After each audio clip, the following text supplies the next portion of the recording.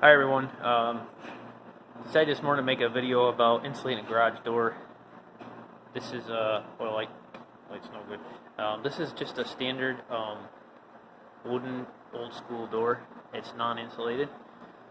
I was going to kind of show you what the situation here is. Got this infrared thermometer. If we take a shot of the actual panel here, it's only about 40 degrees. Now it's 55 in the shop right now. So, and it's about 10 degrees outside. So we got a surface temperature of about 40, 38, 40 on the panel itself. You go over here to the frame, you're better. You're mid 40s to 50. So you're losing, because these panels are only quarter-inch thick plywood, you're losing a lot of heat through them. So what I did, I bought some 3/4-inch foil-faced foam board here, and we're going to be cutting this into rectangles and installing it into these panels in order to semi-insulate the door, and we'll see how that goes. So this is like a 30 by 30 shop. The walls are insulated, so is the ceiling, and I've got a waste oil burner there to heat the place. But just to give a little bit of background on a building, I do have two doors here, so I have almost this whole wall that isn't insulated because of these doors, and you can just tell the heat difference in the room from being up by the door or you know, back here in the back of the shop. So anyways, that just gives a little bit of background. We're going to go ahead and get started here.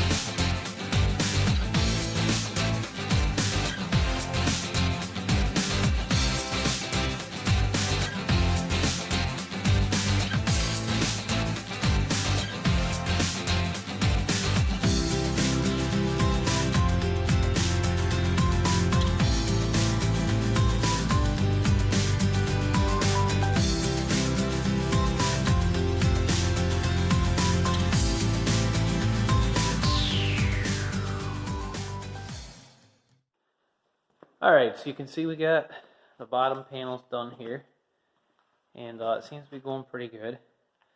So basically what the process entails is you're going to remove this this quarter round piece in here that keeps this panel in.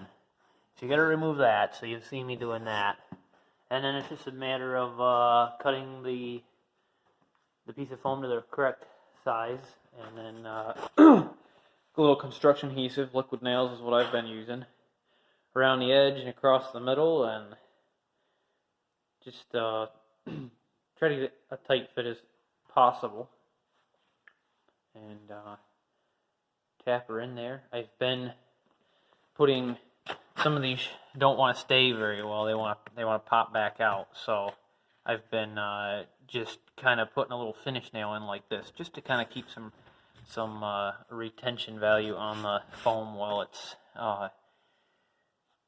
the glue's setting up, because once that construction adhesive sets, it's not going to be it's never going to move. So anyways, that's where we're at.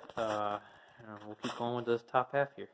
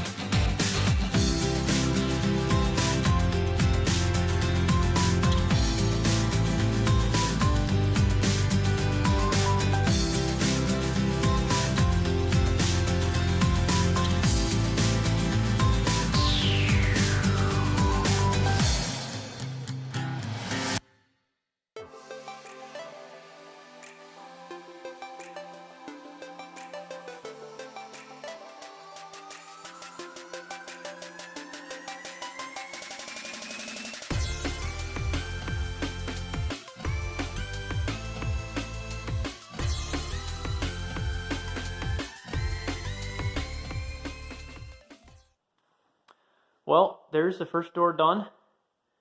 Still got to do this one over here. I'll probably do that one off camera since you've already seen it once, and then I'll show you the finished product. But it wasn't bad, about an hour and a half altogether in actual time.